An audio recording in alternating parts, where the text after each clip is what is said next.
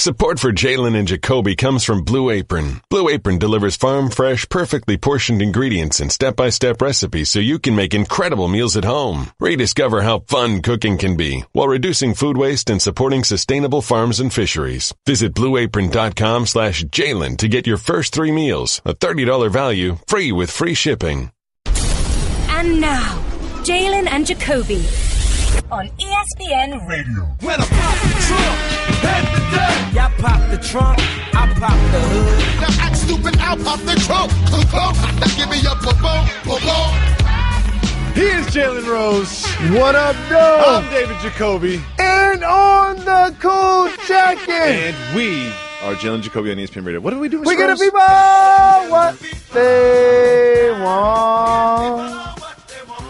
At the beginning of the NBA season, it just seemed inevitable that we would see the Cavs and the Warriors in the NBA Finals. Now that we're over a week into the NBA playoffs, it really looks like we are going to see the Cavs and the Warriors in the NBA Finals. So we will start with those two teams. The Cavs are the first and only team to advance in the second round of the playoffs. How important is it that LeBron and the Cavs finish series quickly? It's extremely important because you don't want to overexert LeBron James in particular, who is amongst the league leaders in minutes played throughout the regular season, who's been dominant so far in these playoffs, not only the points, rebounds, and assists, but getting blocks, getting steals, knocking down threes, showing terrific leadership, whether it's with the starting group or the second unit, which closed out a couple of games and or played a lot of quality minutes. He's been the anchor, clearly, for the Cleveland Cavaliers, the driving force, and he was virtually dominant in the first round against the Indiana Pacers. I've been waiting to talk to you about this one play for about 24 hours. J.R. Smith has the ball in his hands. The Cleveland Cavaliers are up by 3 points in the waning seconds of a closeout playoff game. He has the ball. Kyrie Irving is kind of open with Paul George in between them. What does he do? He throws a behind-the-back pass off of Paul George. Why did he do that? I would like to commission the league to strongly consider my next suggestion. And I'm pretty sure you and a lot of other people after watching that game would appreciate what I'm about to say. Test him for medicinal? When the game concluded, while the other players were going to the locker room, some could choose to sit on the bench if they would like. They should have kept the fans in the seats and allowed J.R. Smith and Lance to play one-on-one. I would have loved that. I mean, that's giving the people what they want. That is giving the people what they want. And my favorite thing about this J.R. Smith pass is, here's the thing. Imagine Paul George didn't even exist. It was still not even going anywhere near close to Kyrie Irving. As a professional basketball player, you know it's not that hard to execute a behind-the-back pass to someone who is 8 feet away from you.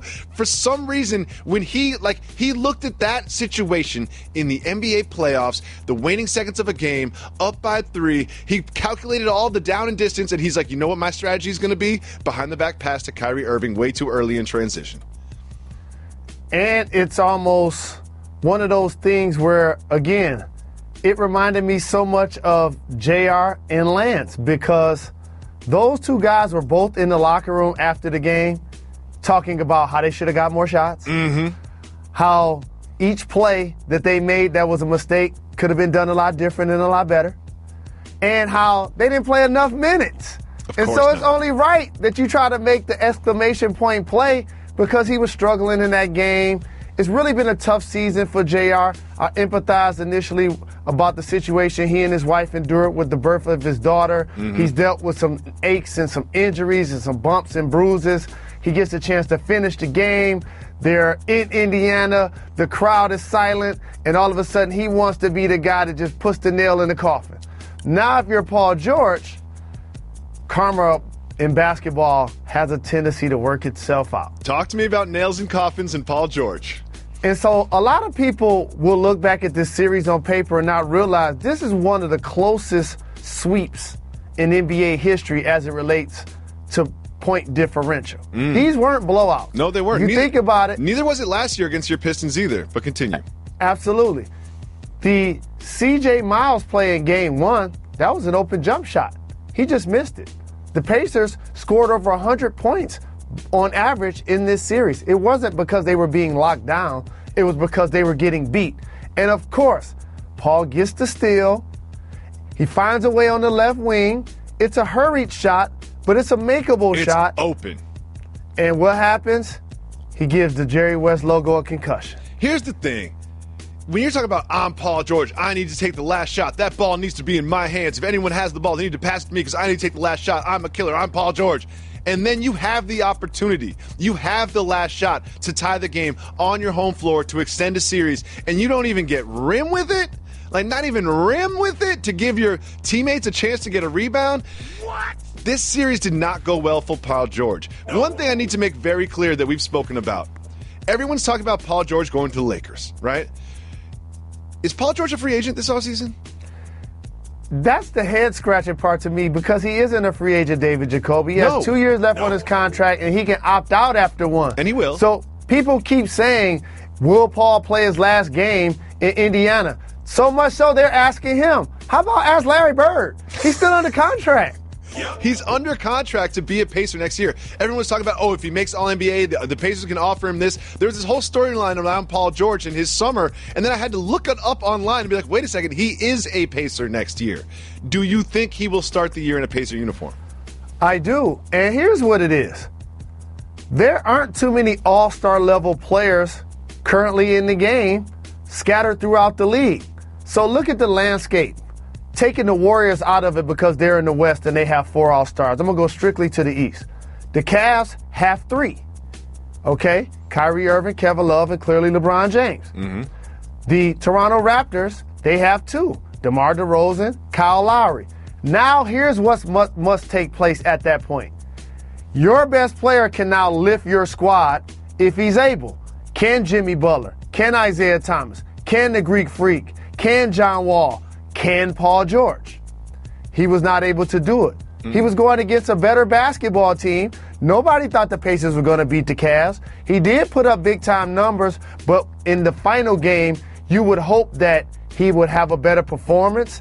He wasn't able to close it out in the type of fashion you would expect from your all-star caliber Team USA performer. In the final game, the Pacers were led in scoring by none other than Lance Stevens. But let's look out to the West. Steve Kerr is having very serious complications regarding a back surgery. There's fluid leaking. He's got all kinds of terrible symptoms. It sounds like a truly, truly awful condition that he's in, so much so that he won't even be on the sideline. From someone who's been in a huddle, been in the locker room, been on the bench, and in the game, what difference does it make that Steve Kerr will not be there for the Warriors? You're going to hear a lot of people minimize the fact that Steve Kerr won't be on the bench by saying, look what happened with Luke Walton. Mm-hmm. Mike Brown gets to take over a talented bunch, underscoring the terrific job Steve Kerr has done with the Golden State Warriors. I, like many, felt like Mark Jackson and Tom Thibodeau, who was in Chicago, did 2 of the toughest things you can get a team to consistently do. Thibodeau got the Bulls to play hard every night while they were building through the draft. Mark Jackson was able to do the exact same thing in Golden State. And so now if you look at the core group of their players, they've now matured. But they still need that guidance that Mark gave them. And then Steve Kerr was able to take the baton and take it to the next level and make them a championship caliber team, which is head scratching to me why Mark Jackson still hasn't gotten a head coaching job. Another subject for another day. And so what's going to happen is people are going to continue to minimize the job Steve has done based on all of those steps I just talked about, thinking that, yeah, he took over a turnkey situation, so now anybody can do his job. That is not true. That is not accurate. He's done a terrific job with the squad. He's instituted a culture of trust, of productivity, of success to where they won a championship. They won 73 games. He's gotten the most out of players like Andre Iguodala, out of Sean Livingston. They've redone their roster. And so when you miss your coach, here's what happens when the other team is on the run. How the team responds. When you come out of a timeout, what player are you going to run? On the sideline, on the baseline, and more importantly, with the Warriors and their 4 All-Stars, who's going to take the last shot? Who's going to be the guy that you decide, is it going to be KD? Is it going to be Steph? Is it going to be Draymond? Is it going to be Klay? And I know you initiate offense for the open player to ultimately take the shot, but the coach still has to dictate who's going to be the initiator based on the matchup. And that was something that they were still trying to figure out throughout the season. KD was in and out of the lineup late with some injuries. Steph finally got going to his former self as the season progressed. They haven't really been tested in close games. So that dynamic in their first year playing together still hasn't been ironed out. So for those that continue to say, well, they'll be just fine, they have 4 All-Stars, it's no big deal, those are going to be the same people in the close game analyzing and overanalyzing who has the basketball in a close possession to end the game. It's a very different scenario to take a team into the season that just won a championship to start the regular season, to take over as a head coach than to take over as the head coach in the middle of a playoff series, making a playoff run. I think that the lack of Steve Kerr, which I hope lasts as short as possible, will be very impactful on the Warriors' success. Get well, Steve. I'm rooting for you. We have a special announcement. We had a great time doing our live event in Los Angeles. We sold out. We heard you. We're trying to give the people what they want. We have another live show. This time it is in Detroit. Rock City! We're coming to Detroit. If you're in the Detroit area and you want to join us live, tickets will go on sale on Tuesday at noon Eastern through SeatGeek.com or the SeatGeek app. Come join us in Detroit, Rock City. Jalen Rose. In a wild finish, the Rockets took a commanding 3-1 lead against the Thunder in Oklahoma City. But for some reason, no one's talking about that wild finish, the performance of the players on the court. Everyone's talking about how Russell Westbrook intercepted a question intended for Steven Adams and answered it himself. Is there too much attention being paid to this one press conference question in sports media? Absolutely, because sometimes the media focuses more on the big name and the headline than the actual story. Let me give you the actual story. Okay. The Houston Rockets played 8 total guys. The 3 players that came in off the bench, Lou Williams, Eric Gordon, and Nene, you know how many points they scored? 64! Wow. Nene, 28 points, 12 for 12 from the floor. Those 3 players were their leading scorers. Wow. Not James Harden, not Trevor Ariza. That dynamic fascinated me watching the game. And on the other side, a guy that averaged a triple-double during the regular season had a triple-double at halftime. It's just like this guy gets triple-double so often, it's not even news anymore. 64 points off the bench for the Rockets, and I think that is a microcosm of what this series is really about. Support for James Harden, lack of support for Westbrook. My main takeaway from that press conference wasn't about him answering the question or him being angry at reporters. It was, isn't there a dress code in the NBA? Isn't there a dress code? Like, is Steven Adams there in a dirty T-shirt, still wet from a shower? Like, what happened? Come on, David Stern somewhere is like, this is not the dress code being implemented. This is not what I had in mind when I set up the dress code. No, that was just the AI rule. Once they had an MVP rocking a do-rag and cornrows. It was the do-rag. They made a lot of rules about it. It was really just don't wear do-rags. That's what it really was. It was a one-sentence dress code. No do-rags. He had on 3 chains, 2 bracelets, and 2 watches. A jersey, like a size 65 football jersey. Like, they no, was like, we got to fix this. But the one thing I appreciated about the press conference that Russell did, there actually was no answer that Steven could give that wouldn't alienate his teammates some. And here's what I mean. The question, while I give the reporter credit for doing his job, no shots at all, basically what he was framing to Steven Adams was that your team is remarkably better with the possible MVP on the floor. How come you guys are so bad when he isn't on the court? Which is a legitimate question when you back it up with facts. I didn't find the question to be out of pocket. I didn't either. But that's my point exactly. So what is he going to say?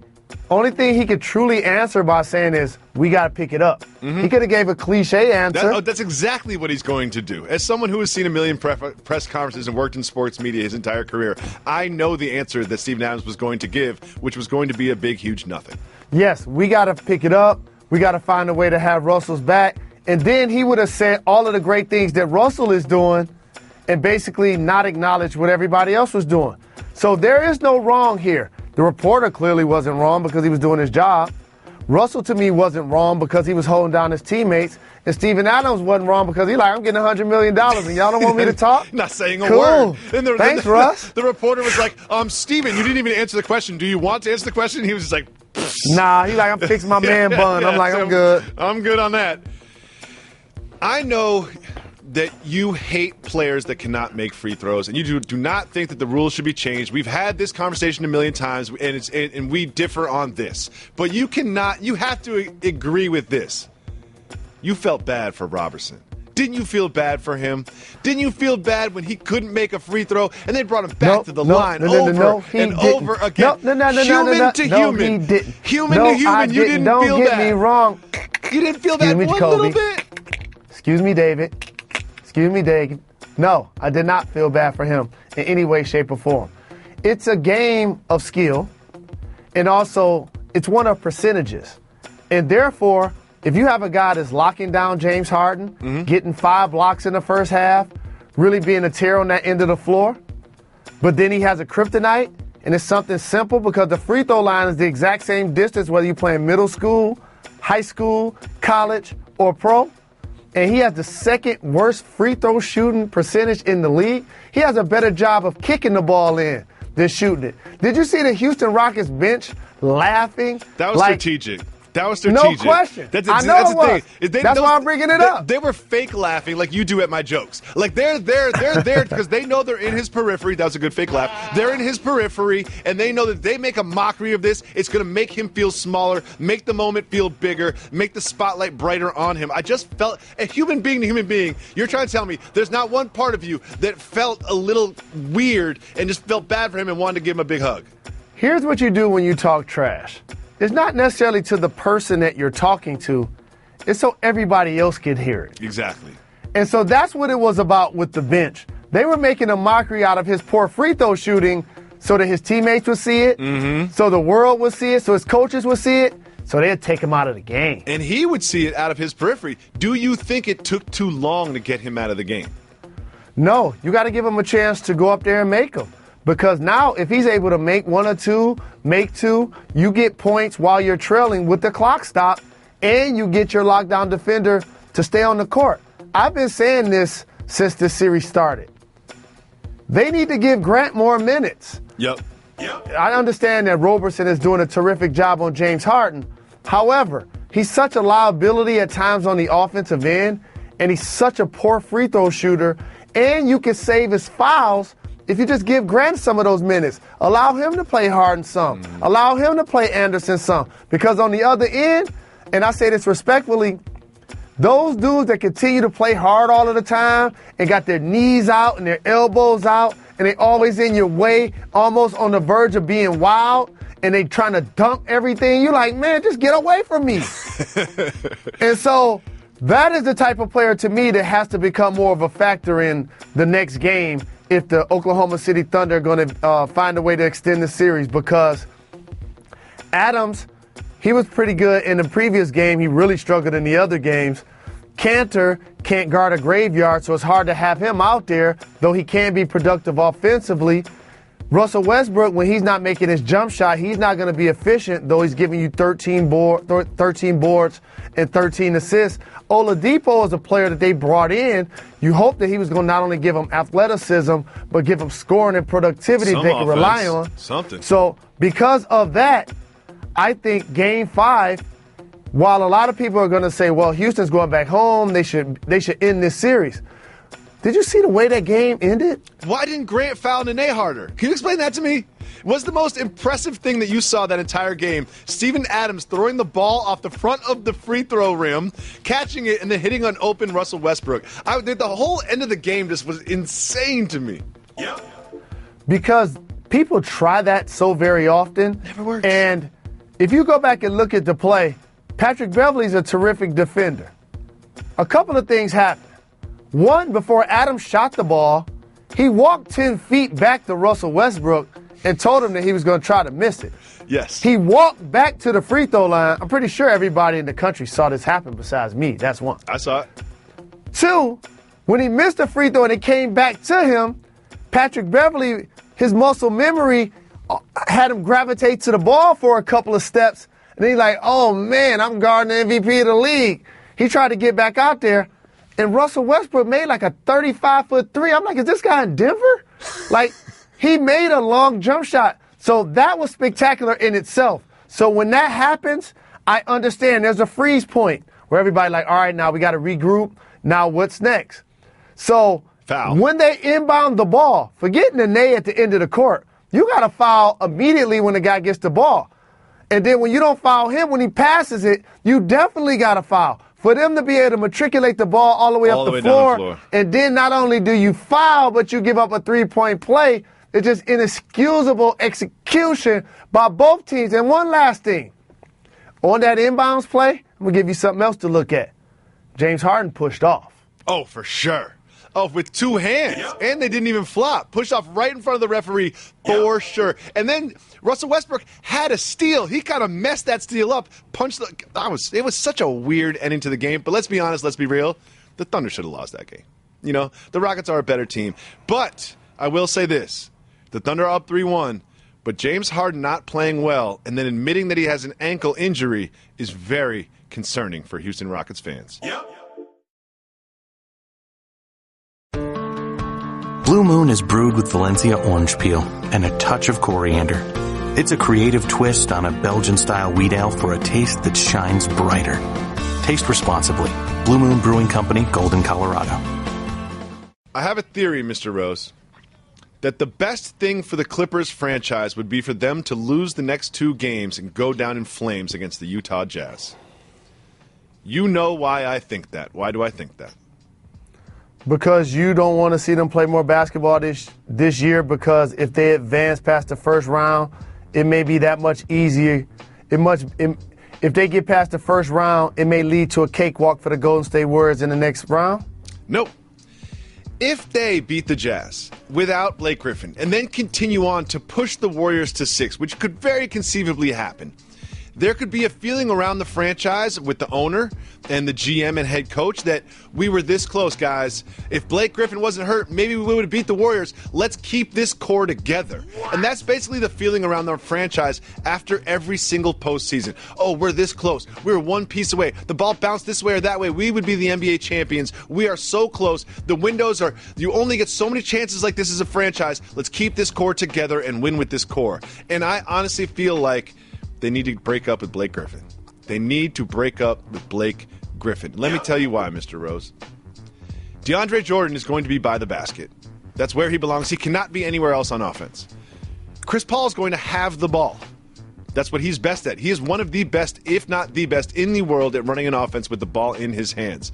It leaves Blake Griffin in a no man's land. It leaves Blake Griffin as like a stretch 4, mid-post, mid-range game, can't really post up, set some picks, but DeAndre does a lot of that too. Blake Griffin is throwing more lobs than he is catching nowadays. I believe that both Blake Griffin and the Clippers are better off separate. What do you say, Mr. Rose? I disagree with your theory. What makes you think if they advance past this round and they push the Golden State Warriors to 6 games in the next round, that's going to mean, if we had Blake, we would have won? No, it works the opposite. I'll tell you what makes me think that. Last year and the year before and the year before. Continue. Nobody said that last year, and he didn't have the ability to opt out those other 2 years, so it was irrelevant then. Here's what I want you to understand. If what you just said takes place, that means you don't go and give him a big-time contract, David Jacoby. If they lose the way you want them to lose, that means we really need Blake, or we're not even a playoff team. So you think Blake is going to give a hometown discount? Blake's not giving a hometown discount. Blake is signing a max contract. He's signing a max contract.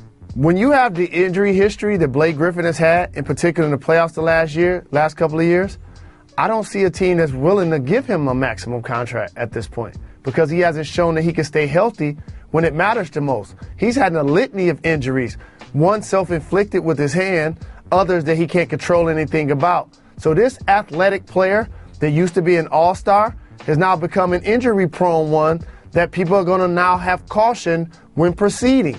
So if they lose to the Utah Jazz, people now in the organization may say, hey, we didn't win a championship, but he does help make us be a playoff team and keep us relevant.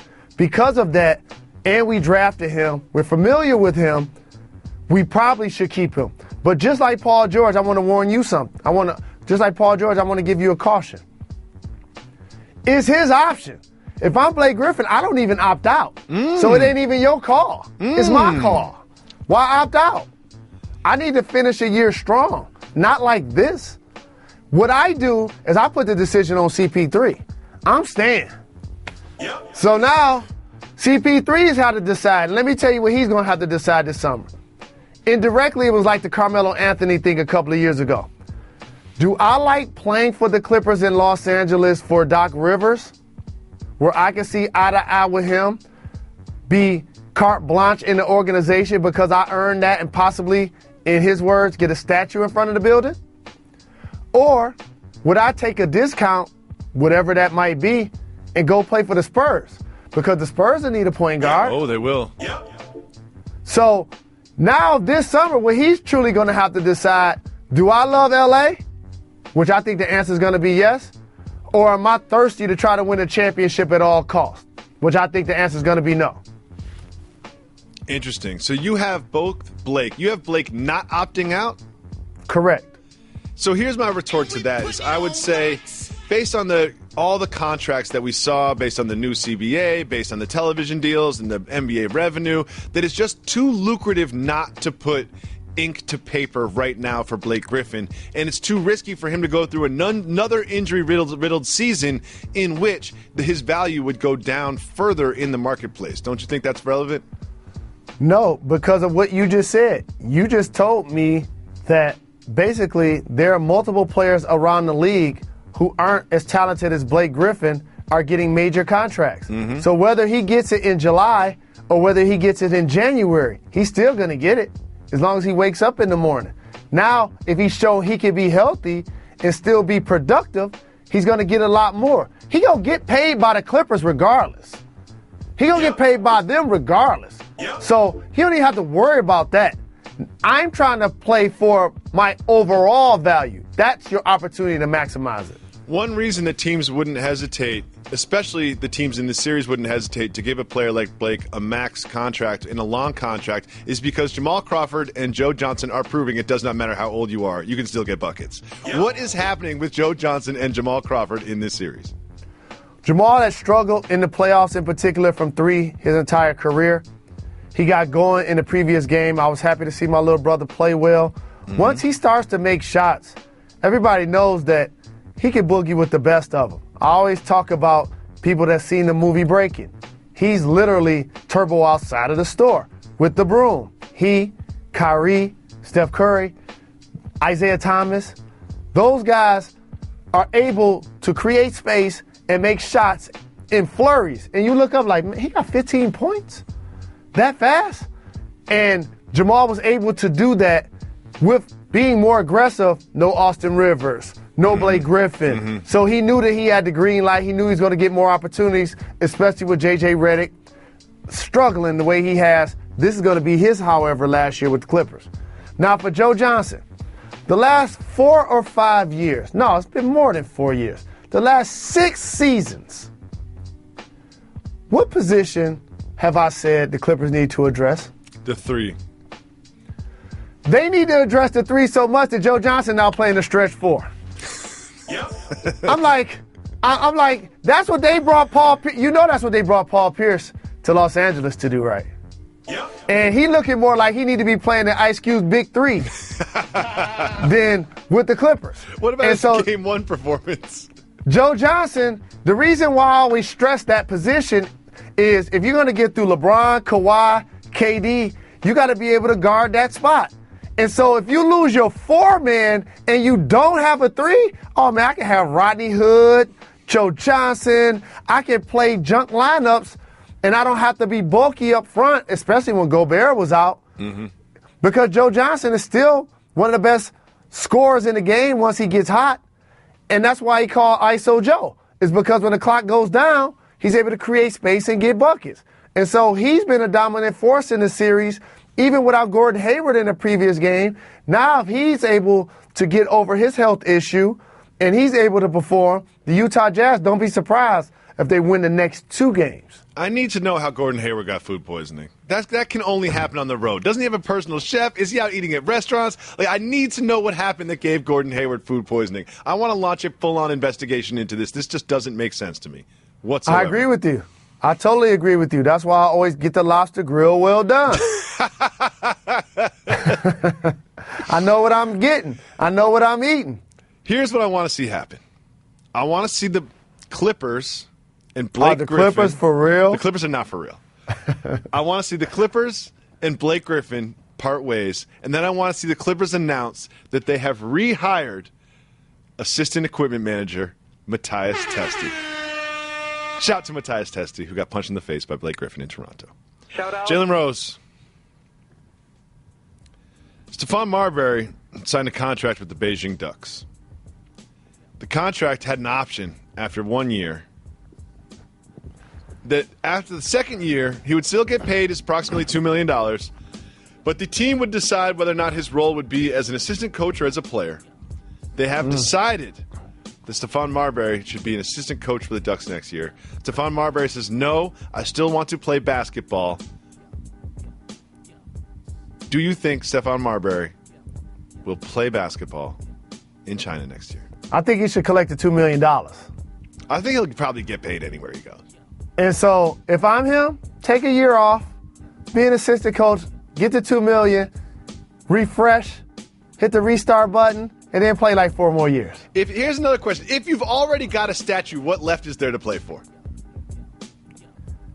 Well, this is the thing about, in particular, college coaches who get inducted into the Hall of Fame while they're still coaching.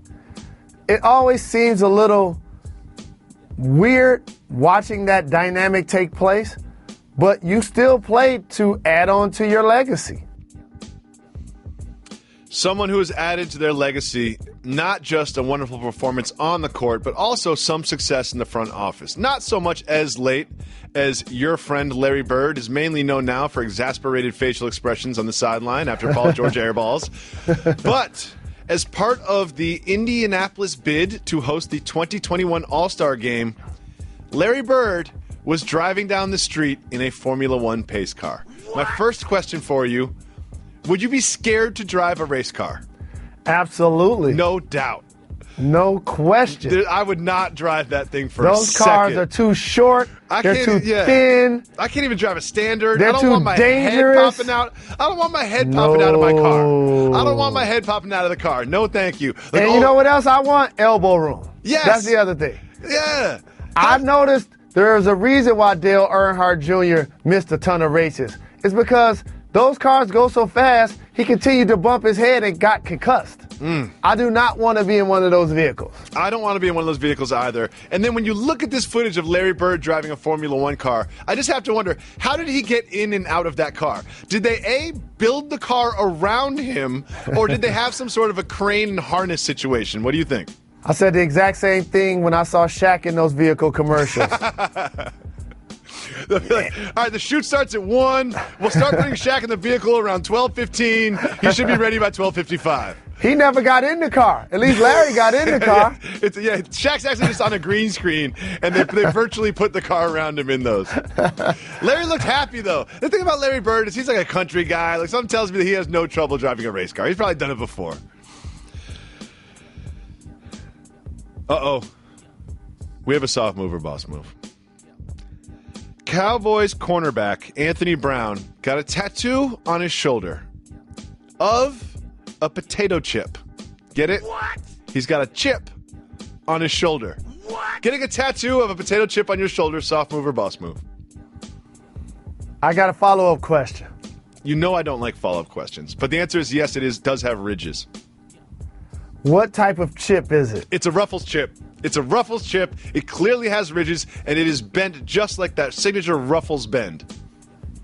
It's a boss move.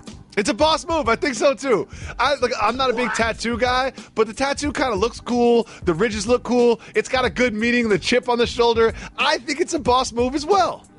It's a boss move. It's original, and he's taking a term that we've discussed and it's been thrown around for ages at a time and actually put life to it and owned it. it's a boss move. I'll tell you another reason it's a boss move. For a lot of reasons. It's unique. No one else has that tattoo that you know. I'm sure someone on the planet does. 2, it kind of looks cool. It's kind of funky. It's kind of funny. You know what I mean? But it also has an edge to it. It checks a lot of tattoo boxes. Mr. Brown, I fully support your Ruffles potato chip tattoo on your shoulder from Jalen Jacoby. You made a boss move. Next, I have this question. Derrick Rose. He's in the offseason. The Knicks season just ended in turmoil. There's just so many problems, injuries, just yuck. And then we see Derrick Rose attends the Spurs and Grizzlies game in Memphis. Like, oh, okay. I guess that's what he wants to do with his Saturday. And then he shows up at the Celtics Bulls game in Chicago. Why is Derrick Rose on a tour of NBA playoff games? Since he's a former MVP, the camera's going to flash to him. But don't underestimate the fact that a lot of NBA players attend playoff games. I saw Reggie Jackson sitting courtside at that exact same game in Chicago.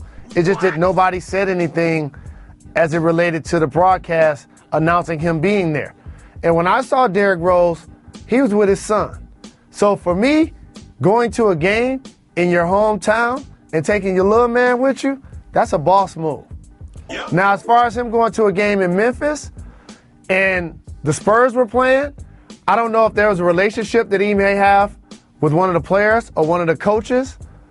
But to me, I don't have any problems with Derrick Rose being at a basketball game. What would you rather him be doing in his off time? Out at the club, doing what Ezekiel Elliott was doing in his off time? I wouldn't mind him being at a basketball game. It's just odd. It just seems odd that he's booking flights and getting tickets and going from game to game. Just stay at home and watch it, man. Just stay at home and watch the games. You can watch Countdown at halftime. It's a great experience. Trust me, it's a great experience. Next we have your man. And he about to be a free agent. He keeping his face out there. Like, I got hurt at the end of the year. You know what I'm saying? What's going on, Memphis? Y'all could use some help over here. San Antonio, I see y'all need some help in the backcourt. He's planting seeds. Next we have is your man, Jabril Peppers. One of the more exciting athletes to come out of the Michigan football program in some time. There's some interesting news about Mr. Peppers, Jalen. He tested positive at the NFL scouting combine. Adam Raekwon, the Schefter, reports that Peppers was sick at the combine after flying to Indianapolis from San Diego. He drank 8 to 10 bottles of water, and that is why his sample tested as diluted. Do you think there is some foul play afoot here regarding Mr. Peppers' sample, or did he simply just drink a lot of water? I think it's foul that I can't drink all of the water that I want, and it affects my test. 8 bottles? Depending on somebody's size and how much water they're drinking, that should be normal. That's too much. No. 8 to 10 bottles of water is too much. Jalen, you drink more water than anybody I know, and you're not taking 8 bottles down in one sitting at night. Oh, guess what? I'm a little under the weather. You know what I need to do? Get some fluids in my system. Can you run to the store and get me 10 bottles of water so I can down those real quick? Jacoby. Yes. Let me rewind the tape for you. Okay. Just because I'm not drinking 8 bottles a day at my size, I should be. Have you ever looked down when you were using the bathroom and it's yellow? That means you're not drinking enough water. And by no means am I trying to defend him because he went to Michigan or he probably was doing something that he probably shouldn't have been doing. But if you're telling me that he failed the test because in a 24-hour span he drank 8 bottles of water, to me it sounds like a flaw in the system. Oh, I'm sorry. Wait, who reported this bottles of water thing? Adam Schefter. Where did he go to college? Right. What level of athlete do you consider yourself? I mean, what kind of scale? I would say you run a marathon, you play basketball, you ride your bike. I'm a very slow, unagile, uncoordinated athlete. Okay, not a professional one. Not even correct? Close. I've never been paid a single penny to play anything. So, how many bottles of water a day of your Kauai alkaline water do you drink and/or should you drink? 3 or 4, and I probably should drink 5 or 6. So you don't think a professional athlete should drink 2 times more than you? Jalen. After his flight at night in a short period of time, he had 8 to 10 bottles of water. I did that once to pass a drug test in college. Blue Moon is brewed with Valencia orange peel and a touch of coriander. It's a creative twist on a Belgian-style wheat ale for a taste that shines brighter. Taste responsibly. Blue Moon Brewing Company, Golden, Colorado. Jalen. After the Bulls lost Game 4 to the Celtics, backed by an amazing Isaiah Thomas performance, Fred Hoiberg got real complainy in the post-game press conference. He said, well, it's impossible to guard Isaiah Thomas if everybody lets him discontinue his dribble. Is there any truth to Hoiberg's complaints? I was so elated to see Isaiah Thomas have an amazing game. He was terrific attacking the basket. He was unstoppable in the half court. He was unstoppable in transition. He was confident. He looked like he found a way to create a level of solace on the basketball court based on all of the tragedy that he's had to endure recently with the unfortunate loss of his sister. With that being said, this is always a slippery slope for players and coaches when you're honest in the media, because everybody complains about Russell Westbrook and how he handled his press conference, in particular not allowing Steven Adams to answer the question.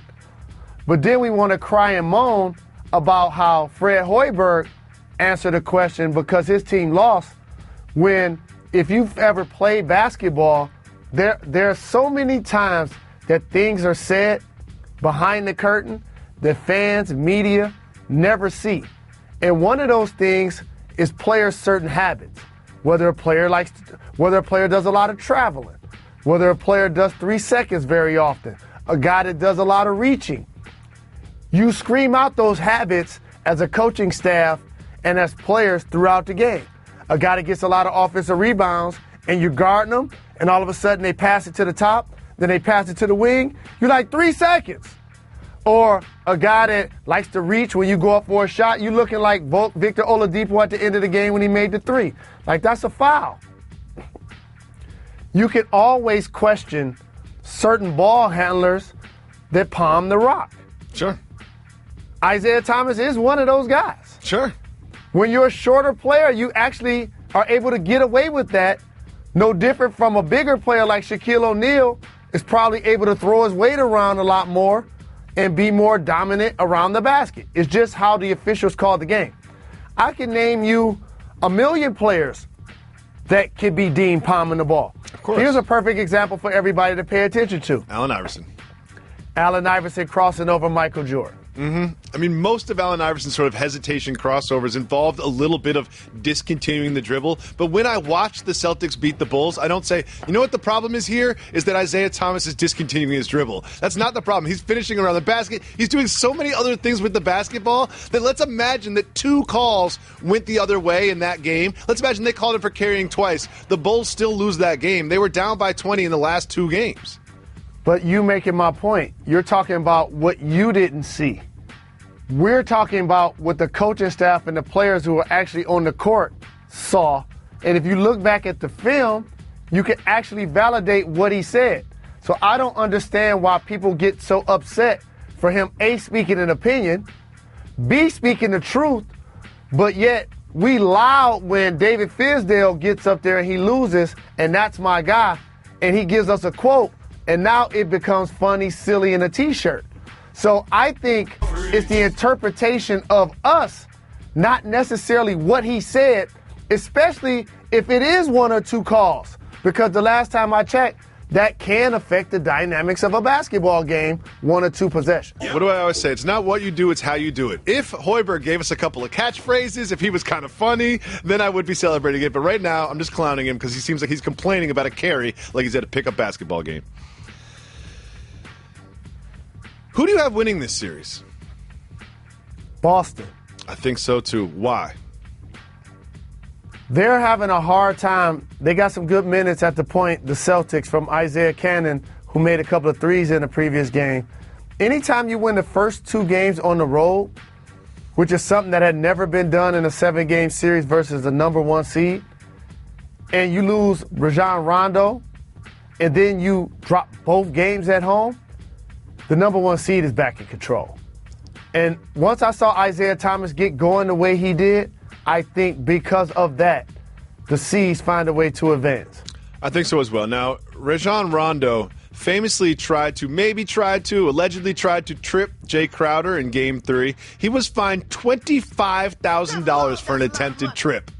Is that too much money for you? It's too much money for me.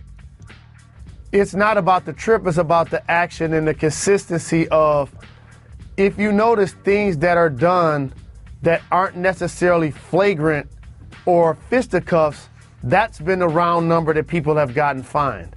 David Fizdale, Kelly Oubre. We saw Patrick Beverly get fined. We're seeing Rajon Rondo get fined. And here's my plea to the league, and I know where you're going. You know where I'm going. When a player gets fined, that money needs to stay in the community that he plays in.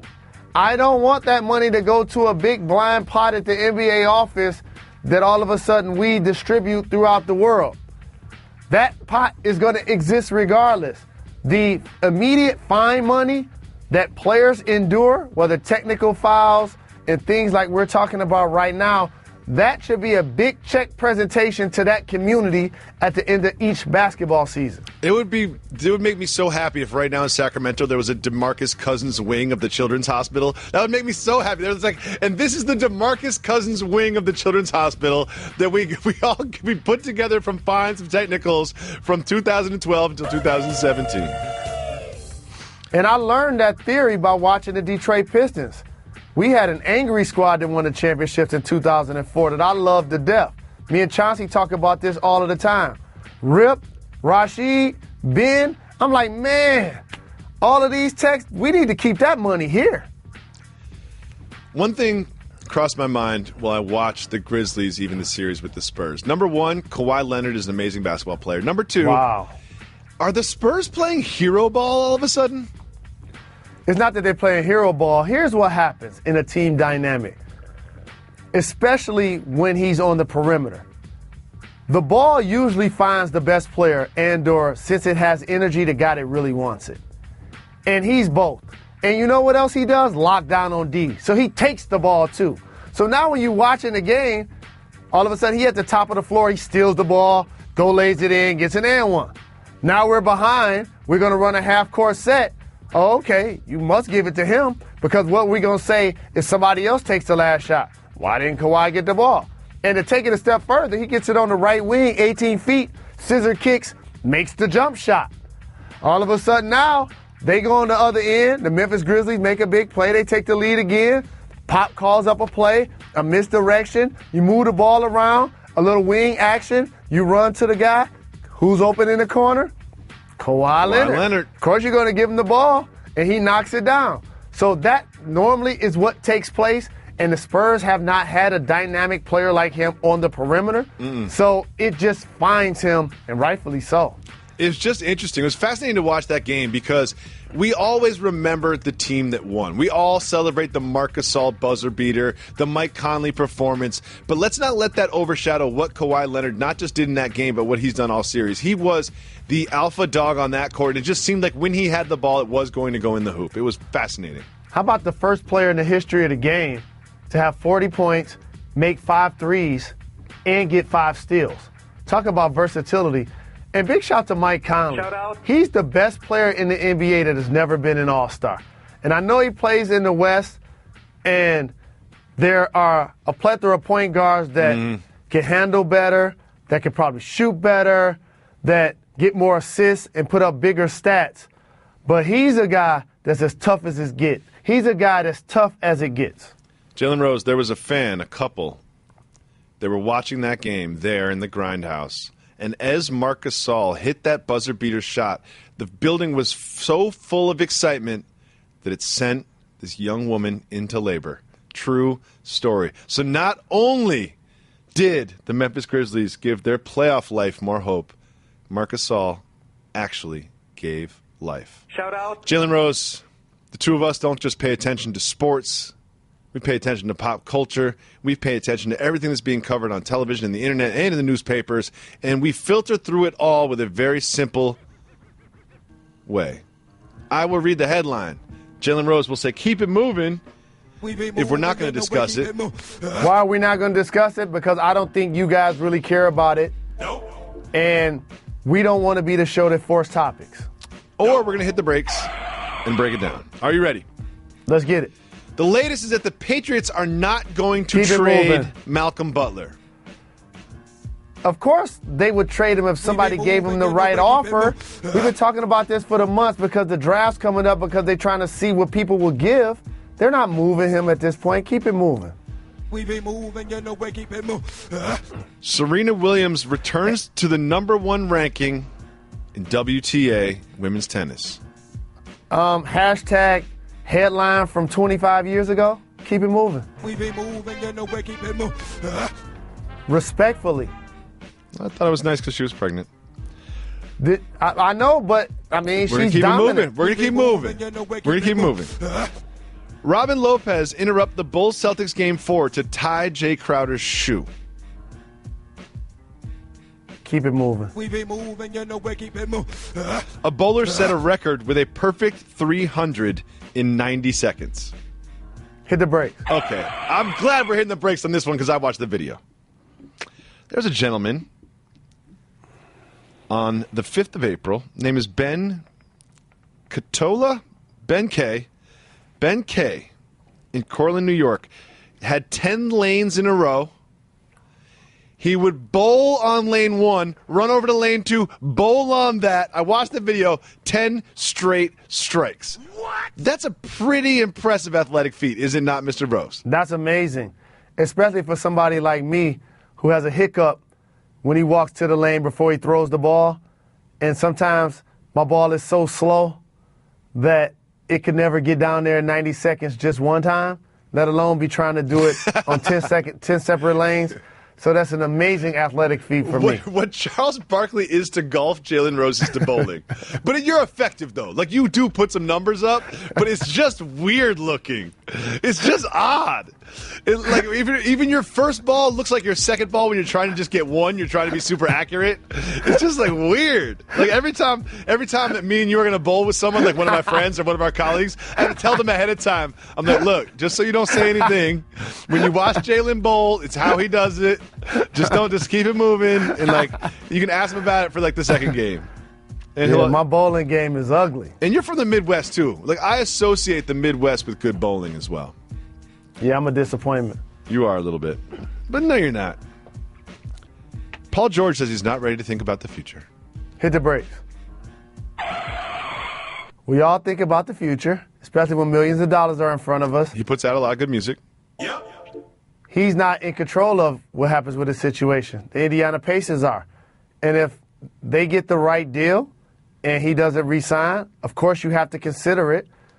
If he doesn't make All-NBA, they can't really, A, give him the extension that he will want and or deserve. B, if he does make All-NBA, oh, he's signing. $70 million? Where do I sign? Good Lord, that's a lot of money. I do not think he's going to make the All-NBA team. John Cena spent his 40th birthday deadlifting 602 pounds. What? Hit the brakes. That's really impressive. How old is he? His 40th birthday, he was 40. That's really impressive, and I'm a fan of his. That's the only reason why I wanted to shout him out. Okay, I want to talk about this more. Shout out. Couple things I'm not doing on my birthday. Number one, working out unless it's basketball. Okay? Like, I'm not going into the gym. I'm not lifting weights on my birthday. There's no chance I'm doing that. I don't care. Jalen, nope, I'm going to keep it moving. I don't care. You shouldn't be lifting on your birthday. Number two, John Cena. I thought you were older than that. Rarely does that happen. Really? It's like, oh, you're only 40? Jacoby. What? You just contradicted yourself. The way you love basketball, he clearly loves weightlifting. See, that doesn't make sense. So it's not work to him. No. No one loves lifting weights. No one loves lifting weights. Lifting weights is not an enjoyable activity to anybody. It is a means to an end. Lifting weights is just a way that you feel better about yourself when you look in the mirror. See what people do? What do? They lift the weights, they put the weights down. We've all been to the gym, then they go right to the mirror and they flex their muscles at it. And that's what they love. They don't love the actual lifting of the weights. They love the results. I love the playing of basketball. Your thoughts, Mr. Rose? We be moving, He just kept it moving on me during the Keep It Moving segment. Jimmy Garoppolo trade is reportedly not happening. Oh, keep it moving.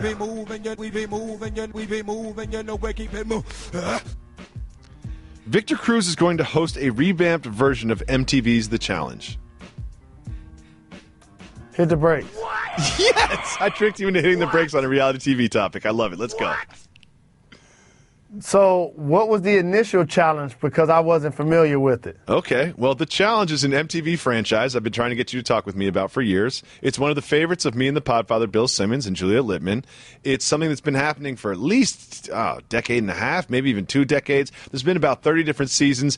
Lately, it has gotten a little stale. They've tried different things to spice it up, not really working. So what they are doing now is it is essentially some of the best challenge competitors over the years are being pit against ex-athletes.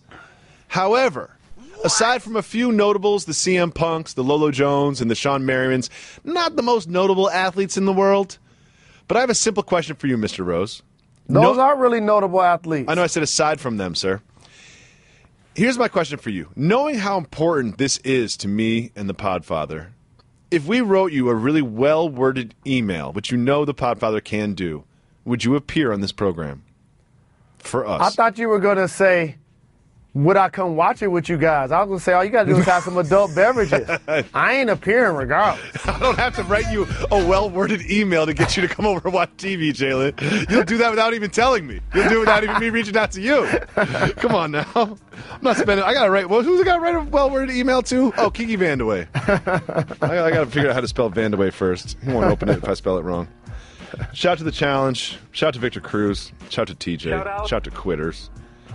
LeBron James has won his last 21 first-round games. I'm going to say that again.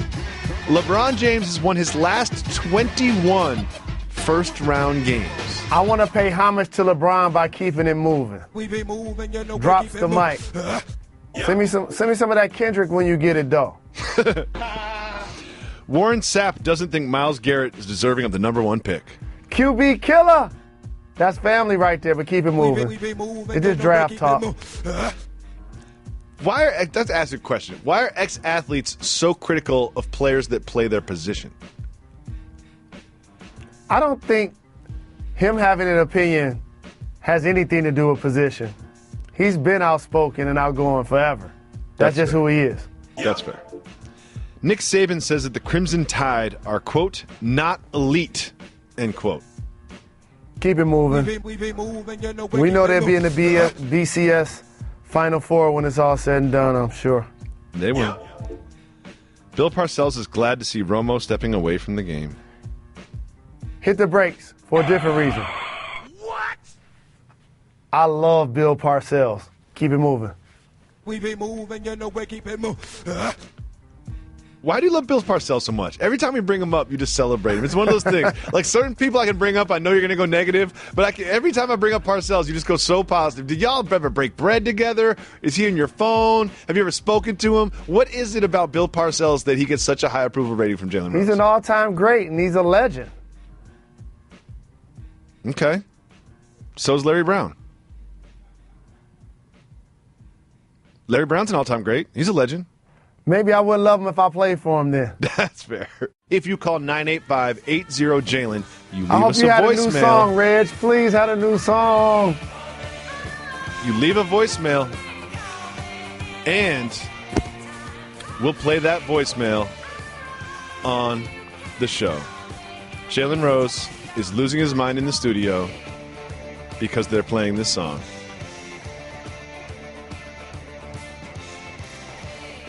Jalen's now dancing provocatively. The NFL is now fined Jalen Rose $15,000 for excessive celebration. That's a lot of money. If you call 985-80-JALEN, you can leave us a voicemail. I ain't moved like that in years. My eyes starting to water. What? Whenever I dance suggestively, my eyes start to water as well. Yep. Totally related. Yep. Let's listen to the first voicemail. What up, though, Jalen and Jacoby? First off, I got to say, shout out. Secondly, I had to say I seen my boy Jalen on Countdown this weekend. Hair was dipping. He was dipping. But I got to ask my man Red, do I detect a wave kick from Jalen? Anyway, keep giving the people what they want, fellas. Jalen,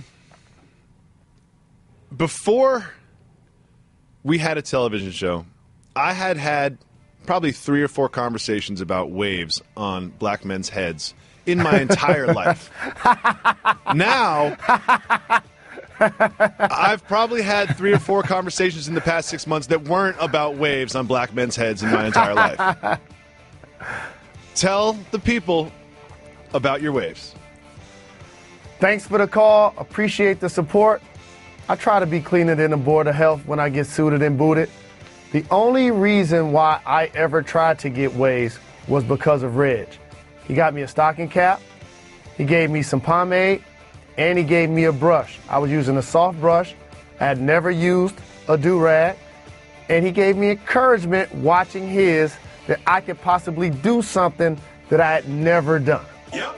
Well, it shows on NBA Countdown. People tweet me about your hair on NBA Countdown. I want to block them. I've never blocked anybody on Twitter. I want to be like, I don't want to hear about Jalen's hair.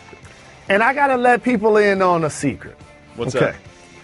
There's so many people that always think my hair is dyed or colored. Let me bring you guys behind the curtain on something. If I get my hair cut and then I go on TV that day, I could cut it to the length where you don't see my grays. Now, if I go a day or two like today, you can see them because I don't always get a cut before I do this program because I don't have to wear a blazer and a shirt and a tie. So disrespectful. And so that's what it is. And I don't really care. Thank you so much for the call. Let's listen to the next voicemail. What up, though? Hey, guys, this is Alfredo from Bakersfield, California. Just want to give a big shout-out to you guys and much love to you. I was there at your guys' show live April 20th. That event was awesome. I got to say, thanks, guys. I appreciate you guys sitting on that show. I just want to say, that show, I had a sticker on the back of my left leg, went to the show with my friend. The whole show had the sticker on the back of my leg. Nobody told me, not my friend, but guess who did? My boy, David Jacoby. Thank you, brother. Thank you. Now my question. My question is, now that the Clippers lost the Jazz last night, are they done?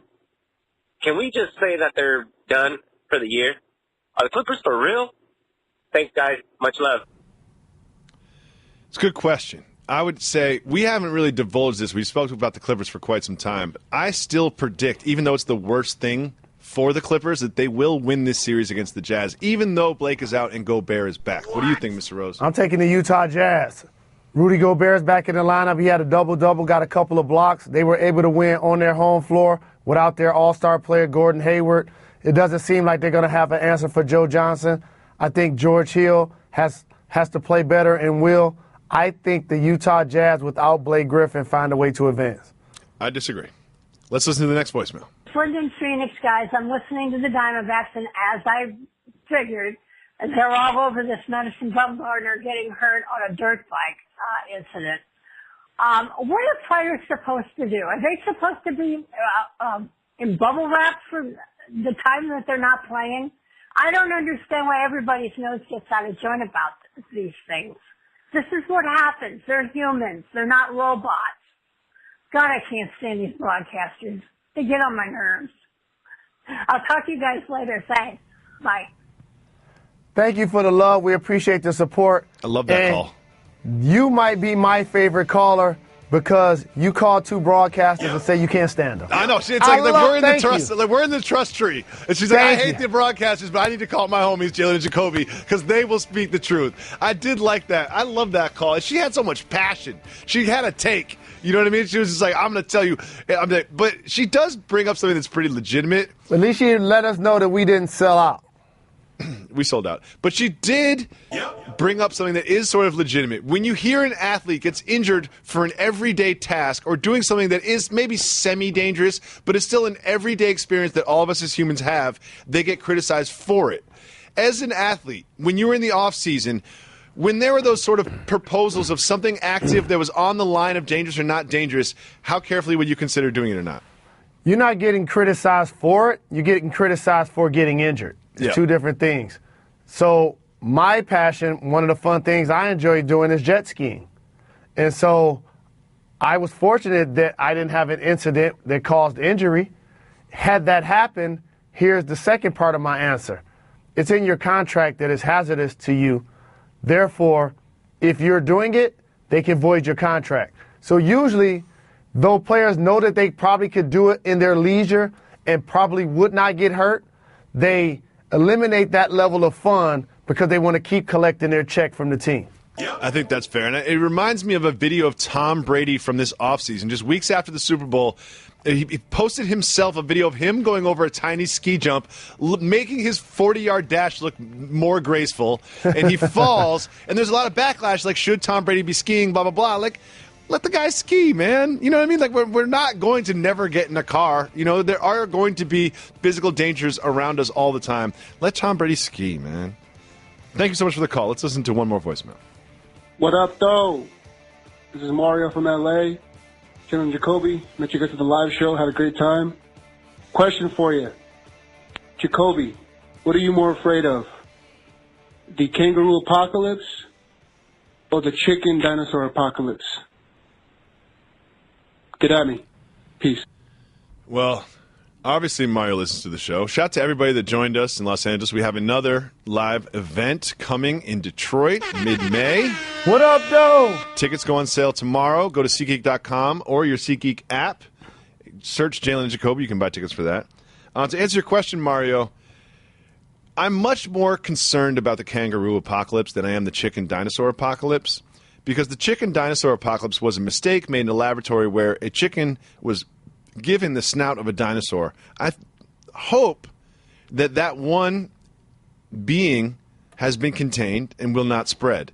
Kangaroos, they are trying to quell the kangaroo population in Australia. I don't think you guys understand exactly what that means. A lot of people listening to this have never been to Australia. There are kangaroos everywhere. There's whole societies of kangaroos. They've got taxes, they've got infrastructure. What? There's 25% of the continent of Australia is now under kangaroo rule. What? They've set up a government, they've got electrical systems. They're much more sophisticated than you might think. Just because you're cushy in your little small town in America and you don't think the kangaroo apocalypse is coming, trust me, the kangaroo apocalypse is going to start. It has started, and it will spread, and we will all fall victim to it. We're going to open up our 1-800-FLOWERS Twitter feed and take questions from you, our listeners, because we...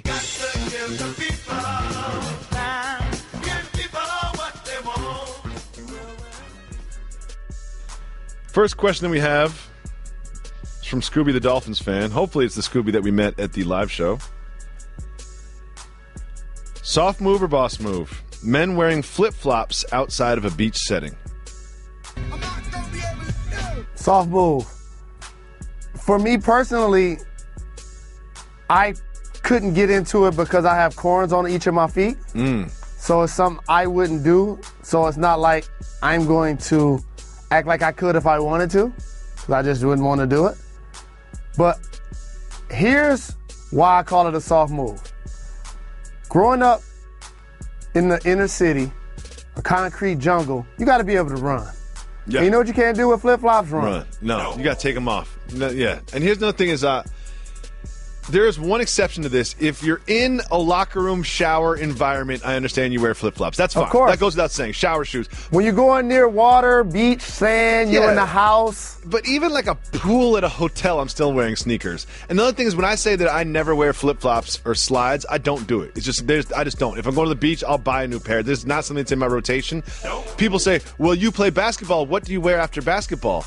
I just wear sneakers. I never said, oh, my feet are so tired from running really slowly, not jumping or cutting for that hour that I played bad basketball that I need special footwear to make my toesies feel comfort. Like, that's not what's happening. Not like I'm running a marathon. I didn't put slides on afterwards. I kept my sneakers on.